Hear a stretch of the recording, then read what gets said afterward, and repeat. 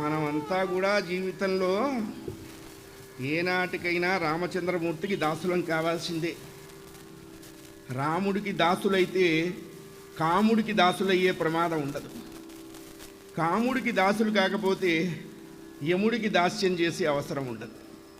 ఒక్క రామచంద్రమూర్తి పాదాల దగ్గర తలవాల్స్తే ఇంకా ఎవ్వరి దగ్గర తలవాల్సాల్సిన అవసరం లేదు.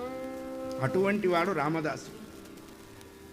వీళ్ళ ఇద్దరి తర్వాత పుట్టినటువంటి మహానుభావుడు సంగీతాన్ని మోక్ష విద్యగా భావించారు, కుక్షి విద్యగా భావించలేదు. సంగీతం మన వాళ్ళంతా ఓ మాట చెప్తారు, త్యాగరాజాది మహాత్ములంతా పాడి తరించారు అని చెప్తారు. ఇది శుద్ధ అబద్ధం.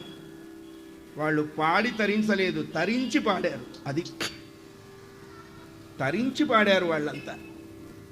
వాళ్ళు భగవంతుడి ముందే గానం చేశారండి. వాళ్ళ గానాన్ని రామచంద్రమూర్తి విన్నారు. నాయనా ఈ పాట పాడరా, మనకుందే అదృష్టం. రాముడు కనపడుతున్నాడా, ఎంతసేపు కళారత్నలు వాచస్పతులు, లైఫే లేదు, దీనికి అచీవ్మెంట్ ఏమిటి బాగుందా? ఇవే కనపడుతున్నాయి మనకి. ఇవి కనపడితే వాడు కనపడడు, వాడు కనపడితే ఇవి కనపడాల్సిన అవసరం ఉండదు. అందుకనే సంగీతాన్ని మోక్ష విద్యగా భావించి ఉపాసన చేసి 96 కోట్ల రామమంత్రం చేశారండి మహానుభావులు. ఎవరికన్నా కుదురుతుందా? ఆయనకే కుదిరింది. 96 కోట్ల రామమంత్రం చేసి 24,000 కృతులు రచించి శ్రీరామ దివ్య సామ్రాజ్య సార్వభౌముడిగా కీర్తింపబడ్డ మహానుభావుడు. సంగీత జగద్గురువులు కాకర్ల వంశాబ్ది చంద్రులు, భారద్వాజ సగోత్రీకులు, ములికినాటి వైదిక బ్రాహ్మణులు. రామ పంచనద బ్రహ్మశర్మ గారికి 5 కుమారులు.